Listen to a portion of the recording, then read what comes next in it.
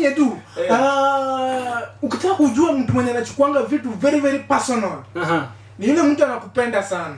Mtu anakupenda sana. Huyu jamaa anachukua vitu very very very personal. Usicheze. Yaani mtu rahisi ukasirika ama namna gani? Yaani zile vitu unafanya zile ambazo hazimbambi pale. Hata for example umemwambia pale niko town. Niko town Nairobi pale. Na kumbe ulienda Eldoret.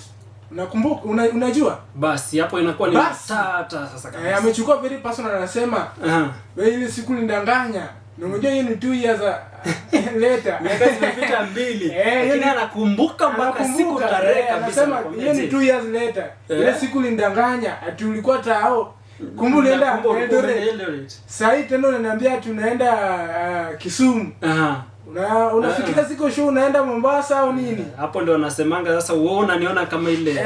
Wanachukuanga vitu personal. Ama for example, acha tutokee hapo. Acha tukuje ndani ya nyumba.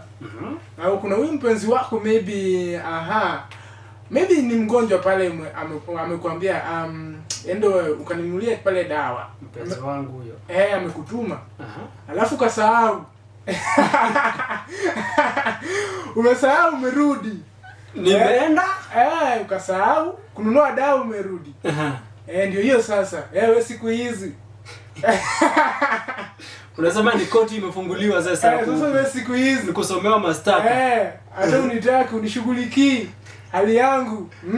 You no longer take care of me. You no longer take care of me. Sijui ulipata chenye ulikuwa unatafuta. Unataka tu nikufe. Wanachukua vitu very sasa nasema kama unadili na mtu mwenye unampenda sana. Hizo petty things wanachukua very very personal. Viseme tu in short, wako very sensitive. Very sensitive. Anything. Unaona hata ile makosa ile ungeweza fanyia rafiki yako ama dada. Alafu ile kidogo tu ni casual tu. Hiyo tu. Ikifika ni kwa yeye. That matters a lot. That matters a lot. Kabisa.